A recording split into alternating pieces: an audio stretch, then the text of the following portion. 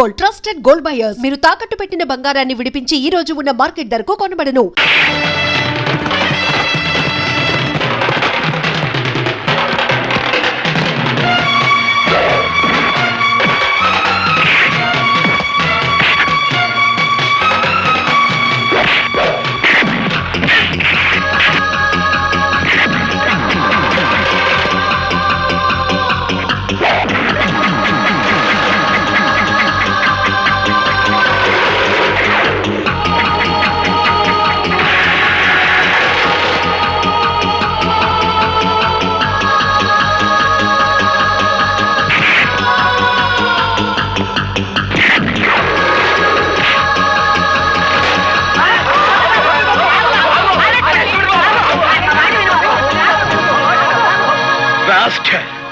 ఒంటరిగా ఆడపిల్ల దొరికింది కదా అని అత్యాచారం చేయబోతావా? నీలాంటి వాడిని ఓలు దేవుడు, ఇదేట న్యాయం? అక్కల్లారా అన్నల్లారా, ఆ పిల్లని ఆడు రేపు చేస్తుంటే నేను అడుకోపోతే అటు తిరిగి ఇటు తిరిగి కిందట్టి మీదట్టి ఆ నెల నీ పోలీసుడు మీదట్టి అసుతున్నాడా? ఏమిటి, నేను రేపు చేయబోయానా? కావాలంటే ఆ అమ్మాయినే పిలిచాడుగు.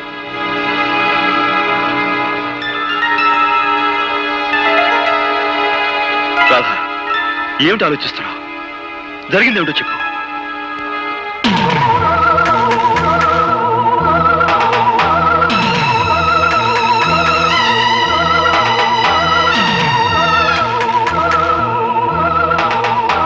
రాధా, వీడి వాగే వాగుడికి నువ్వు నోరు తెరిచి నిజం చెప్పి వీడి నోటికి తాళం వేయి.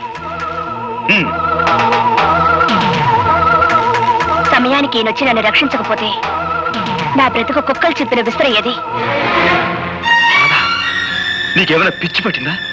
పిచ్చి నాకు కాదు, నీకే పిచ్చి, మగ పిచ్చి. శిష్యురాలిని కూడా చూడకుండా నా జీవితాన్ని పాడు చేయాలని చూస్తావా?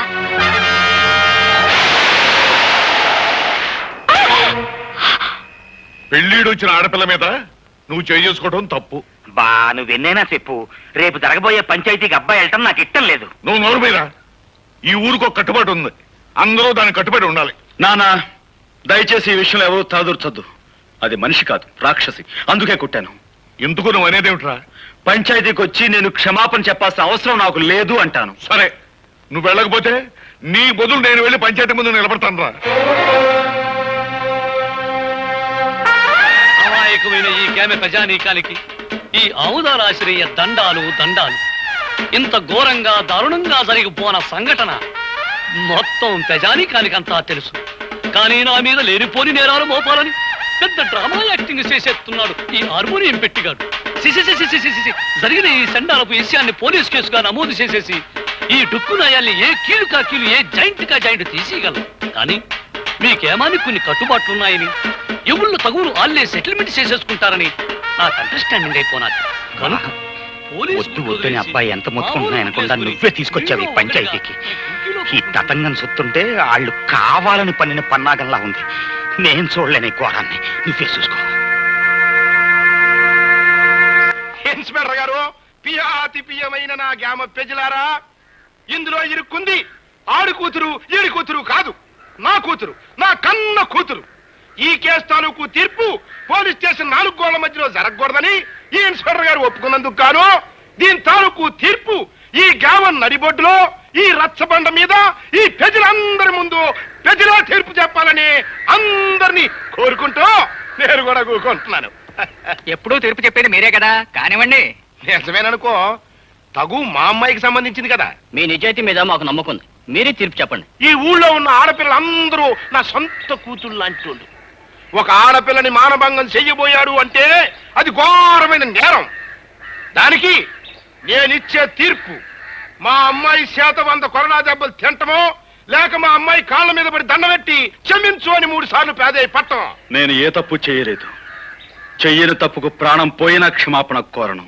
ఆహా, చెయ్యిన తప్పుకి క్షమాపణ కోరుకోవడం నామోసి అన్నమాట. అయితే చేసిన తప్పుకి కొరడా దెబ్బలు తిను. రే కొరడా.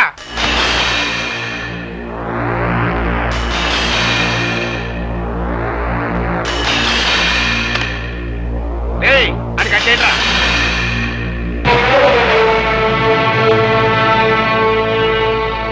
నాకు నేనుగా ఈ పంచాయతీకి వస్తే తప్ప నన్నెవ్వరూ తీసుకురాలేరు. నాకు నేనుగా దెబ్బలు తింటే తప్ప నన్ను కట్టి కొట్టే మొనగాడు ఈ చుట్టుపక్కల లేడు.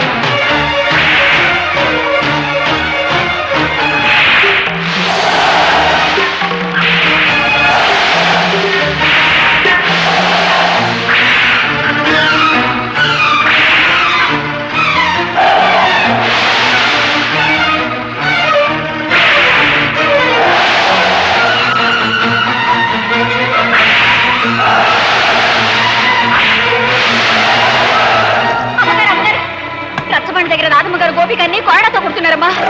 తొందరగా కదా.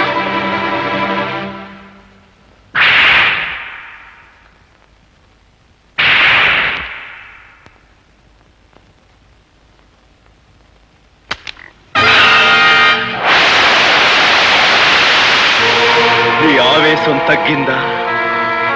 నీ పగ చల్లారిందా? అన్యాయంగా నన్ను 100 కొడా దెబ్బలు కొట్టి నలుగురిలోనూ అవమానించిన నీకు 100 ఏళ్లకు సరిపడే శిక్ష వేస్తాను.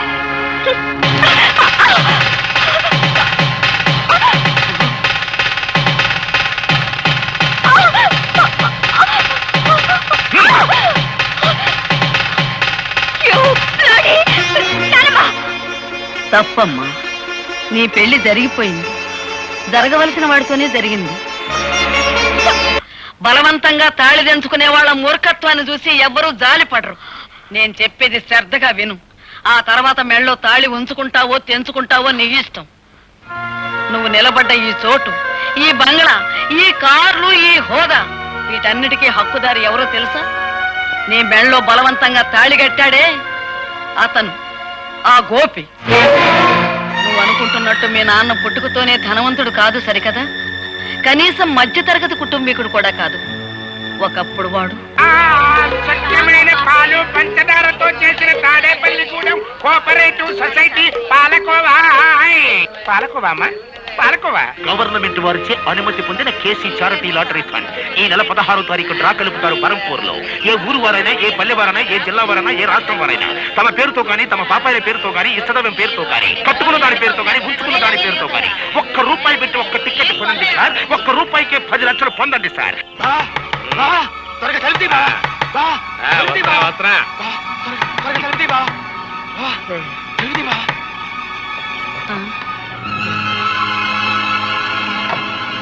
నేను వద్దంటేందుకు దీన్ని నాకు టికెట్ అంట కట్టావా? తీరా పేపర్లో చూసేసరికి దానికి ఫస్ట్ ప్రైజ్ వస్తుంది బావా. 10 లక్షలే? అదే కంగారుగా ఉంది బావా. టికెట్ మార్చుకునే లోపల ఎవరికైనా తెలిస్తే ఏం ప్రమాదం ముంచుకొస్తుందోనని భయంతో కంగారు పడి నిద్ర పట్టుకుని నీ సలహా కోసం పరిగెత్తుకొచ్చాను బావా. బాబా, భగవంతుడే పిచ్చోడు కాదయ్యా. ఎవరిని ఎక్కడికి చేర్చాలో అక్కడికి చేరుస్తాడు. ఆ రాత్రి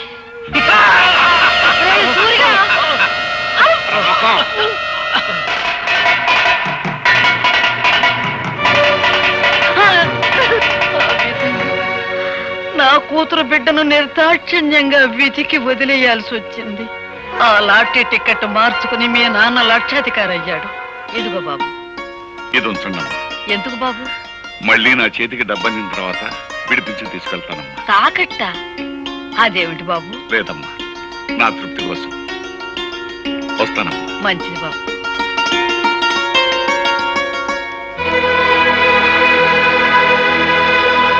పాపారాయుడు! పాపారాయుడు, నిజం చెప్పు.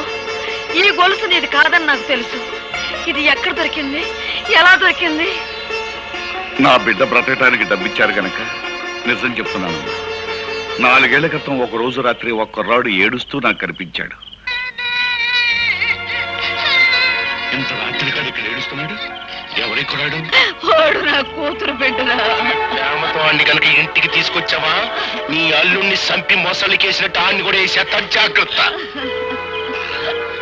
ఆడు పరమ కషాయం మడిసిలా ఉన్నాడు. ఓ పని చేద్దాం, అబ్బాయిని మనమే పెంచుకుందాం. నువ్వన్నదే కరెక్ట్. వెళ్దాం పదా. చెప్తా పదా. అతను చెప్పిన దాన్ని బట్టి నా మనవడు బ్రతికున్నాడన్న సంగతి నేను తెలుసుకున్నాను. ఆ తర్వాత ఇంకొక సంగతి కూడా తెలిసింది. మన ఇంట్లో పని మనిషితో మీ నాన్న సంబంధం పెట్టుకున్నాడని, ఆవిడ ఒక బిడ్డని కని ఆసుపత్రిలో ఉందని నాకు తెలిసింది. మీ కుటుంబానికి మీ హోదాకి నేను తగినని తెలుసమ్మా. కానీ నేను చేసిన తప్పుకు నా కన్న బిడ్డను అనాథం చేయకండమ్మా. ఈ బిడ్డ బాధ్యత మీ చేతుల్లో పెట్టి వెళ్ళిపోతున్నానమ్మా. పని మనిషి వదిలిపెట్టి వెళ్ళిన ఆడపిల్ల మరెవరో కాదమ్మా, నువ్వే.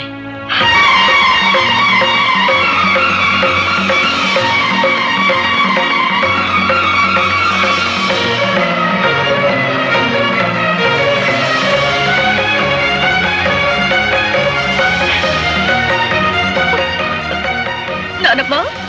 అవునమ్మా, నువ్వే. ఎప్పుడు చెప్పు? దైవ నిర్ణయం వల్ల నీ బావని మెళ్ళో బలవంతంగా కట్టిన ఈ తాళిబొట్టు ఉంచుకుంటావో తెంచుకుంటావో నువ్వే నిర్ణయించు. మీ నాన్న అర్జెంటుగా నీకు పెళ్లి చేయాలని ఏర్పాట్లు చేస్తున్నాడు. వాడికి తెలియకూడదని నిన్ను ఈ ఇంటికి తీసుకొచ్చి ఈ సంగతి చెప్పాను. సరైన సమయంలో సరైన నిర్ణయం తీసుకోకపోతే మిగిలిన బ్రతుకులో ఏదీ సరిగ్గా ఉండదమ్మా. ఆలోచించుకో.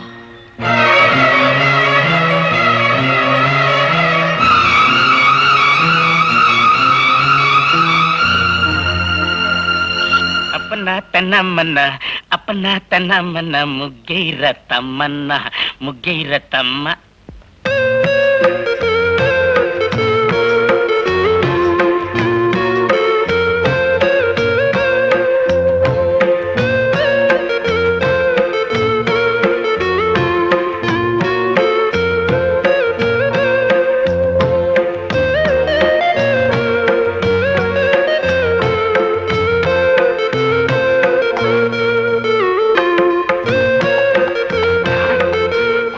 లోపల నావల పంత కోరి పెట్టి నానోయ్ బావా గుత్తి వంక. వంటిల్లే వైకుంఠం, కత్తిపేట కైలాసం. చూడెవరొచ్చారా? అమ్మా నువ్వా? లేమ్మా.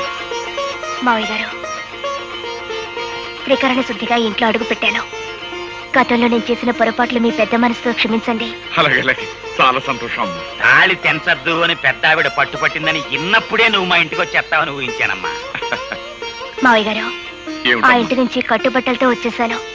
కట్టుకున్న ఈ బట్టలు కూడా ఆ ఇంటి వినిపించుకోవడం నాకు ఇష్టం లేదు. అందుకని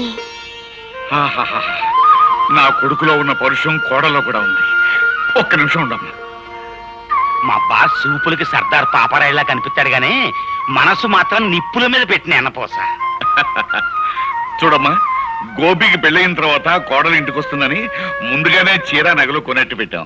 చీర మాత్రం పట్టు చీరడమ్మా. నగలు మాత్రం సిలకలపూడి బంగారావి. మా కెపాసిటీ అంతేనమ్మా. ఆ గదిలోకి వెళ్ళి చీర మార్చుకోమ్మా.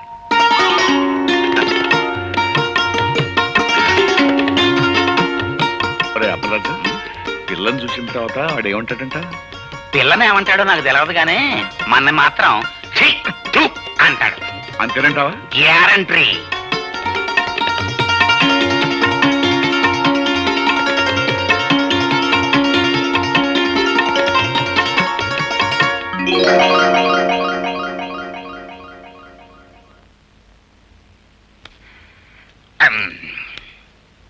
ఏమిటి అంతలా బిగుసిపోయారు? ఈ బట్టలు ఎవరై? అసలేం జరిగింది? తమరాజు మాట్లాడవే, చెప్పా.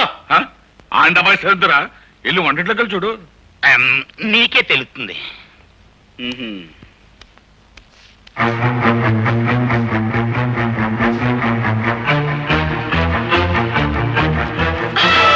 నా ఇంటికి వచ్చి వంట చేసేందుకు ఎవరువే నువ్వు?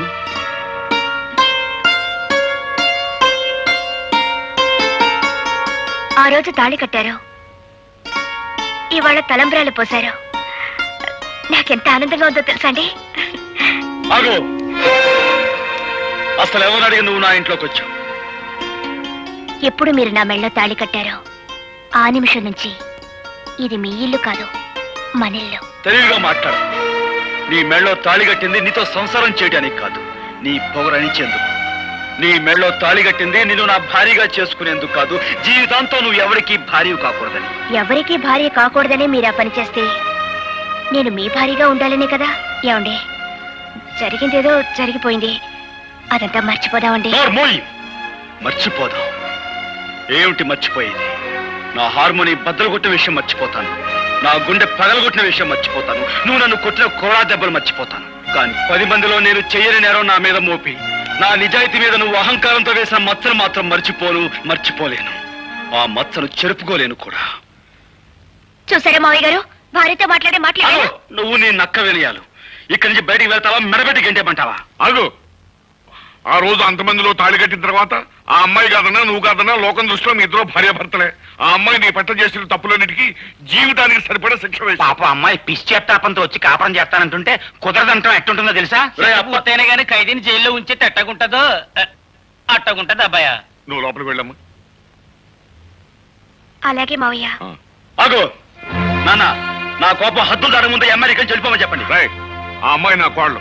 ఈ ఇంటి కోడలను బయటకి ఎంటేసే సాంప్రదాయం రామంది కాదు. కాకపోయినా ఈ అహంభావం ఇంట్లో బయటికి ఎంటే అవసరం నాకుంది. నేనే గంటేస్తాను. అబ్బాయి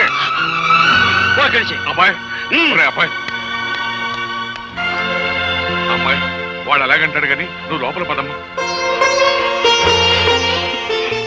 ఆయన మాట ప్రకారం, ఆయన ఇష్ట ప్రకారం నేను ఇక్కడే ఉండిపోతాను మావయ్య గారు. ఆయన ఒప్పుకున్నప్పుడే నేను లోపలికి వస్తాను. ఆ మొగుడికి తగ్గ పెళ్ళానవే తల్లి నువ్వు. అబ్బాయా,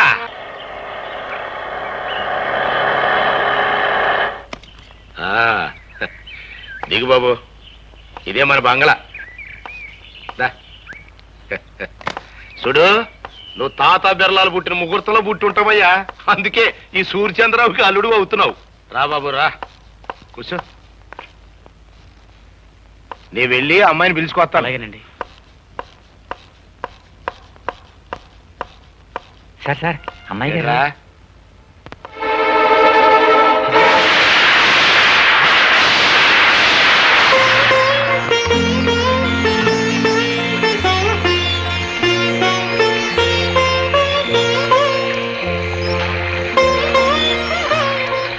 ఒరే, ఆ అమ్మాయి వర్షంలో నిలువునా తగ్గిపోతుందిరా.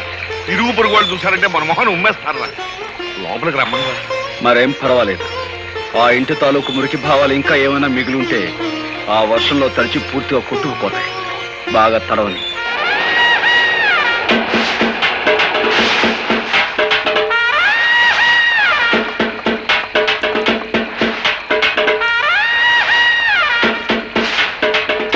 అమ్మ రాదా, నీకేమైనా మర్చిపోయిందా? ఇట్ట వర్షంలో తడుస్తూ నిలబడతావేంటి? మన ఇంటికి వెళ్దాం పదా. నేను రాను. నేను ఇంటి ఇల్లాలిని. ఆయన నన్ను ఇక్కడ నిలబడమన్నారు, నిలబడ్డాను. అమ్మో, దీనికి ఏదో పిచ్చి పట్టింది. ఎస్ఐ, మనం వచ్చిన పని కానీ. I'm here, no fear. Right. ఎవరా లోపల? ఆవుదాల ఆశ్రయ calling. Come out. You are under arrest. కారణం చెప్పగలరా సార్? ఈ పిల్ల మెల్లో బలవంతంగా తాళి కట్టావంట, నానా హింసలు పెడుతున్నావంట. దీనెబ్బ అంటే 1 రిపోర్ట్ ఇచ్చాడు. దర్శనం అంతే, ఎక్కువగా మాట్లాడక. కానిస్టేబుల్స్ తగిలించండి వాడి చేతికి సైకిల్. కారణం లేకుండా సంఖ్యలు వేయించుకోవడానికి ఇక్కడ దద్దమ్మలు ఎవరు లేరు. సంఖ్యలు ఎవరేస్తారో ముందుకు రండి. Constables arrest him. Excuse me inspector, may I know on what charges are you arresting my husband? సురు మేడము, నువ్వు ఇంగ్లీష్ లో మాట్లాడిన, ఇంగ్లీష్ లో మాట్లాడిన, ఏ లాంగ్వేజ్ లో మాట్లాడినా నాకు అండర్స్టాండింగ్ అయిపోయినదే. ఫార్చునేట్ గా అన్ఫార్చునేట్ గా he became your husband. Did my husband give any complaint on me or did I?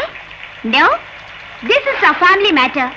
Some third person had given complaint. అయ్యో, నీ ఎబ్బను పట్టుకుని 1 పట్టుకుని 3rd person, 4th person, 5th person అంటే 2 eyes, 2 కళ్ళు పోతాయి. Sorry, Inspector. I have no father, no mother or anybody. I have only one person. That is my husband. Understand? అయితే ఆ సంగతి మీ అబ్బకి చెప్పు. నువ్వునా రాదా, నువ్వేం మాట్లాడుతున్నావు తెలిసే మాట్లాడుతున్నావా? అవును, నాకు తల్లి లేదు, తండ్రి లేడు. నాకున్నది ఒక్కడే, అది నా భర్త. రాదా, రాదా, రాకపోతే నువ్వు చచ్చినట్టే లెక్క. ఒరే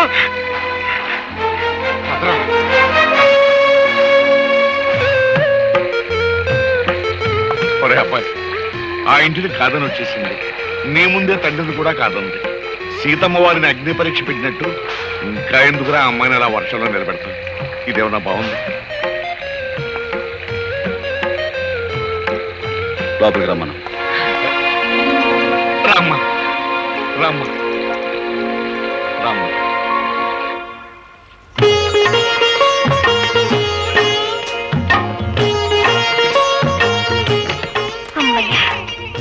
మహాయోగి విశ్వామిత్రుల వారు ఆశ్రమంలో లేరు. బ్రతికారు.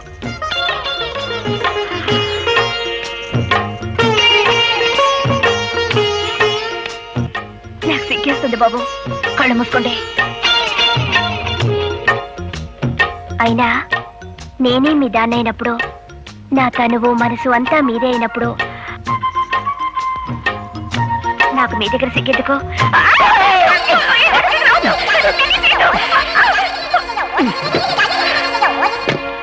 అబ్బాయి, అమ్మాయిని ఏం చేసావరా? అది ఏదన్నా? హాయ్ బాబోయ్, అమ్మాయిని ఏదో చేసే ఉంటాడు.